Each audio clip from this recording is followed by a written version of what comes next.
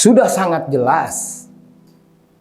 Kekisruhan yang terjadi saat ini adalah gegara manuver Surya Paloh yang mengusung manusia penuh kontroversi sepanjang karir politiknya. Mungkin masih bisa kita terima jika reputasi yang dimaksud hanya berkenaan soal prestasi yang kurang memuaskan. Karena hal itu masih bisa diubah selama ada kemauan untuk memperbaikinya. Tapi kalau menyangkut karakter, waduh, sampai botak berjengger pun sulit untuk diperbaiki, apalagi merubahnya.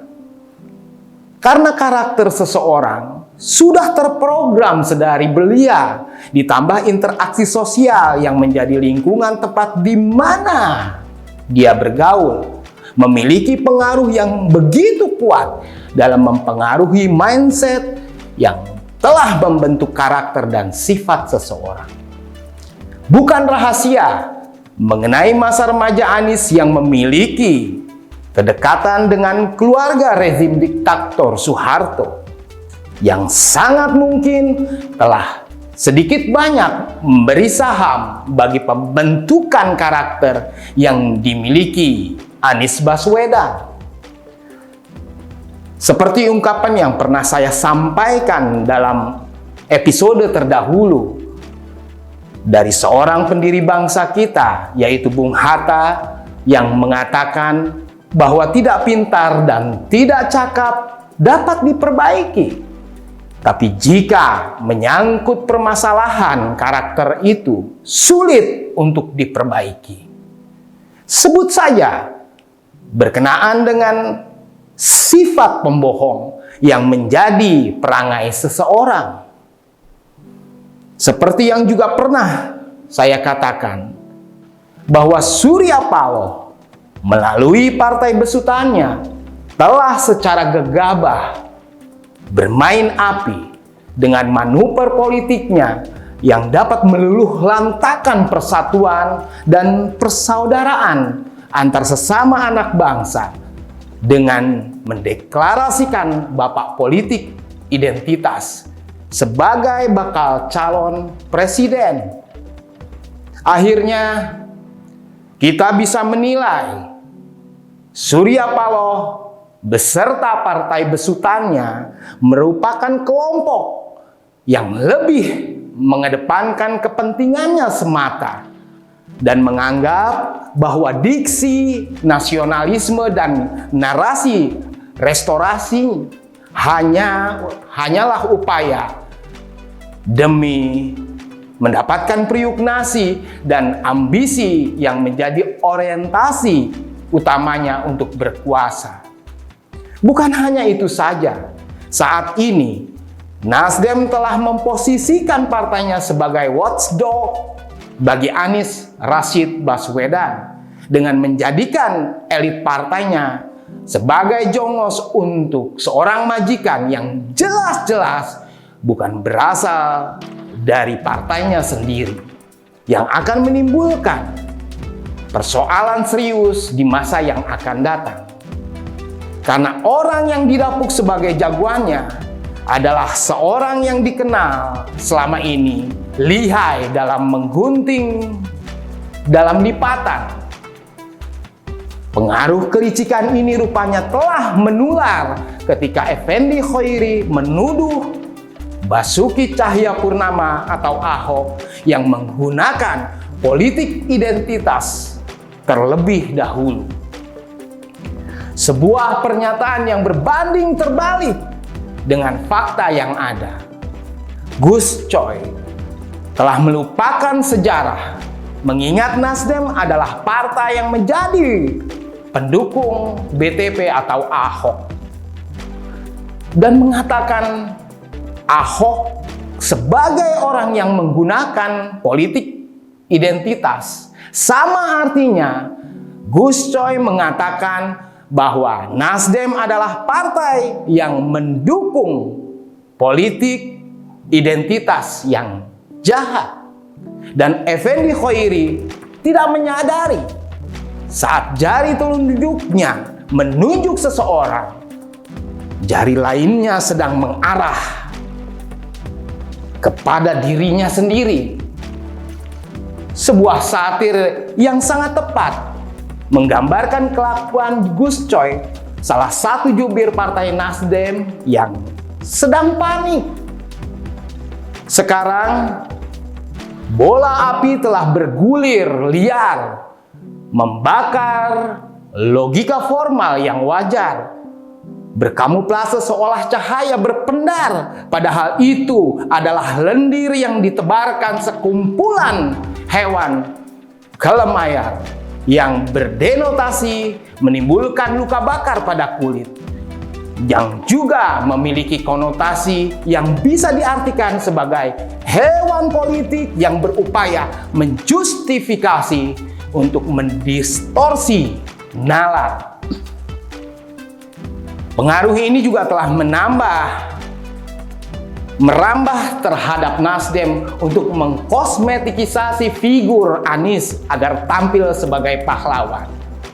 Sehingga yang menolak Anies sebagai presiden atau calon presiden akan dikatakan sebagai perbuatan zalim.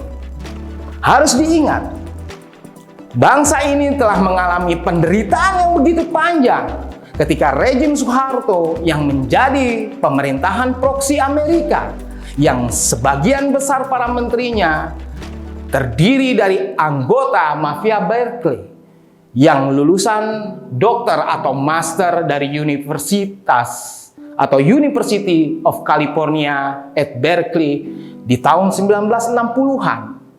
Lalu dilanjutkan dengan Golden Boy Amerika, yaitu SBY, dan akan diteruskan saat ini oleh Second Golden Boy, yang tidak lain adalah Anies Rashid Baswedan. Inilah fakta yang harus kita pahami, betapa berbahayanya manuver Nasdem yang mendeklarasikan Anies sebagai calon presiden. Hal ini tidak bisa dianggap persoalan yang main-main, karena risiko yang akan ditimbulkan sangat berbahaya. Di samping akan membangkitkan kembali rezim yang telah membawa kehancuran bagi bangsa kita, karena tergadainya seluruh kekayaan yang dimiliki bangsa Indonesia, baik sumber daya alamnya maupun menjadikan sumber daya manusia yang bermetamorfosa menjadi pengkhianat bagi bangsanya sendiri. Tengoklah bagaimana rezim Orba, dan ketika seorang presiden menjadi presiden yang terkenal dengan jargonnya katakan tidak padahal korupsi. Baru-baru ini Anies telah diangkat sebagai anggota dewan di Universitas Oxford.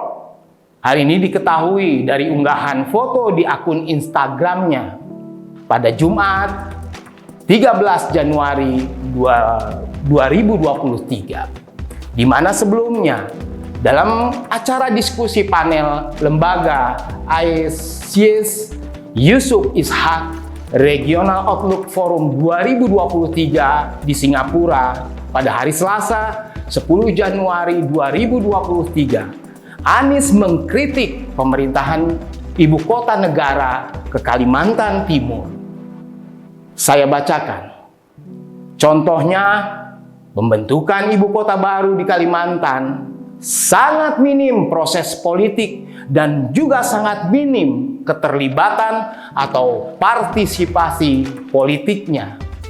Lalu disambung dengan pernyataan yang lain. Meski demikian, sambung Anies, Indonesia beruntung memiliki gerakan civil society yang giat dan bersemangat, juga aktivitas pers dan warganet di ranah media sosial yang turut mengawasi setiap proses penyelenggaraan pemerintahan.